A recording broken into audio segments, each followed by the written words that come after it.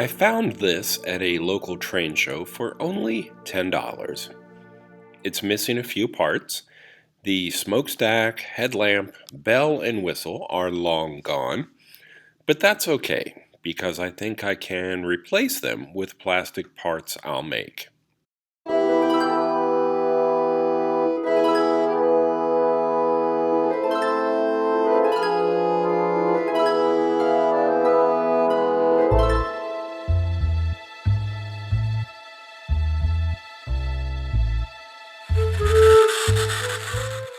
It operates on AC current, but lacks a remote reversing unit. It does run, but it's really noisy. With a little work, I think I can make this 40-year-old locomotive look new again. It won't have its original appearance, but instead will resemble a German switcher from the World War II era.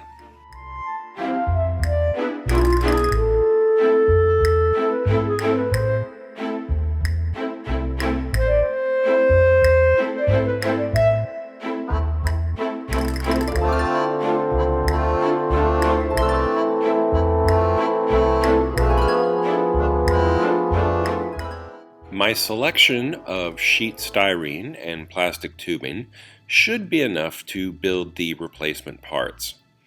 The smokestack will be easy. My Dockside Switcher had a large diamond-shaped stack when it was new, but I think that this simpler straight section of pipe looks way better.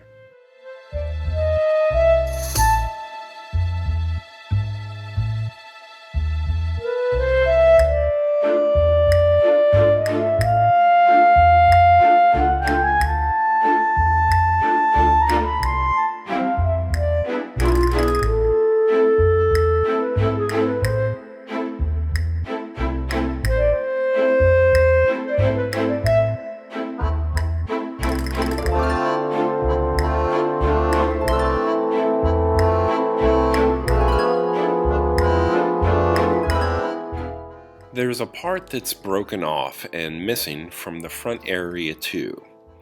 But that's okay because I'm adding a flat piece of plastic to make the front end of this locomotive look like so many other European trains.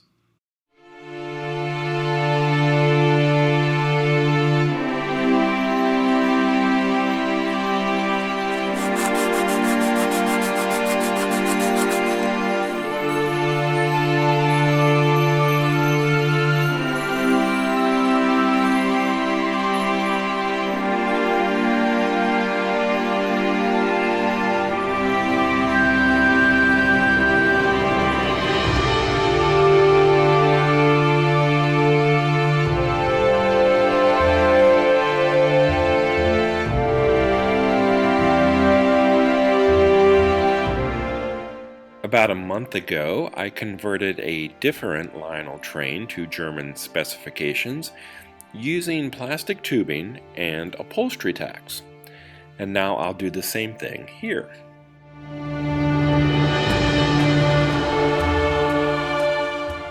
I'll also trim a few pieces of plastic to plug these openings and even add a couple of steps to both sides.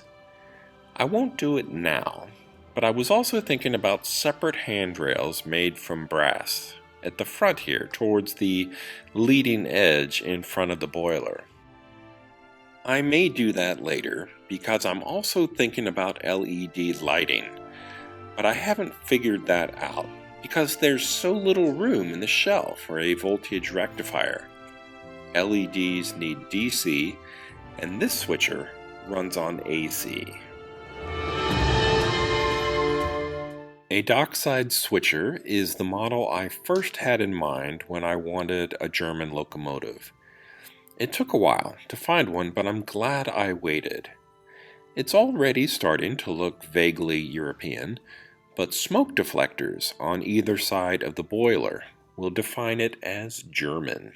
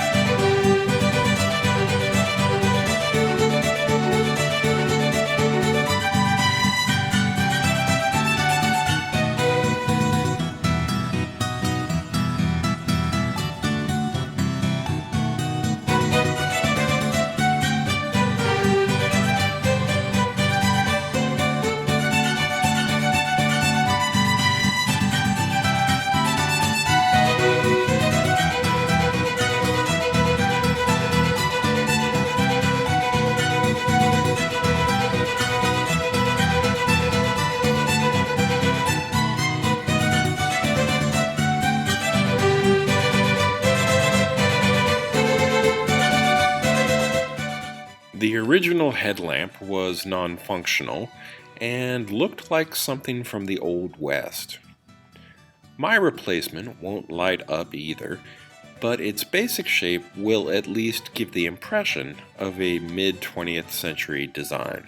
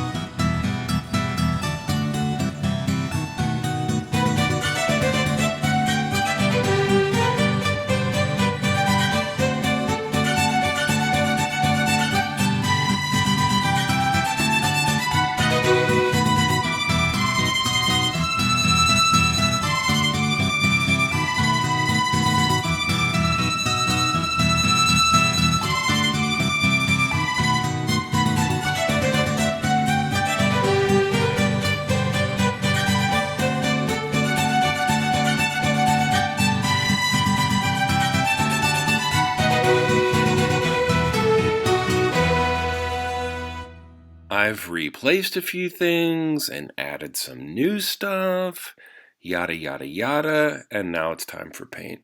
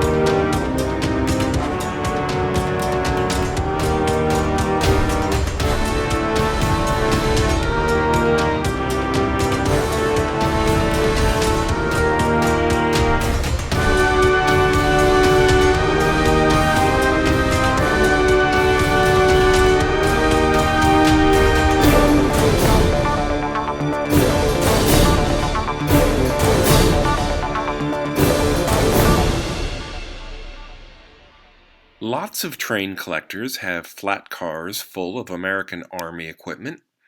Sherman tanks, half-tracks, and Jeeps are pretty common, and I like those a lot, but I haven't seen much representation of Germany from World War II. These are a few pieces from my collection which started when I discovered the amount of German fighting vehicles in 1/43rd scale that are now available. And then I discovered the Man in the High Castle series on Amazon Prime. So I started making fantasy trains from the alternate timeline, imagined or created as if the Axis powers had won the Second World War. Which pretty much brings us back to the Lionel Dockside Switcher, which now looks really good, but is still really noisy.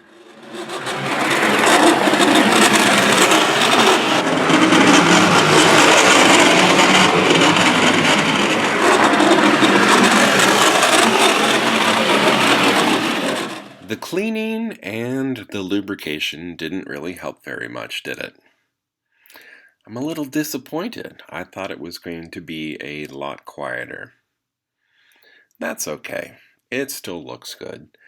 And really, this was all about a cosmetic makeover. If it worked better at the end, that would have been great. But I'm still happy with the way this turned out.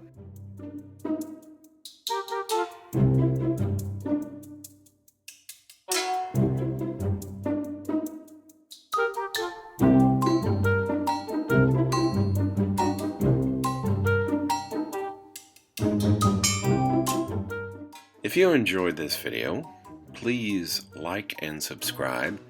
Thanks for watching, and until next time, this has been Bob's Workshop. Take care.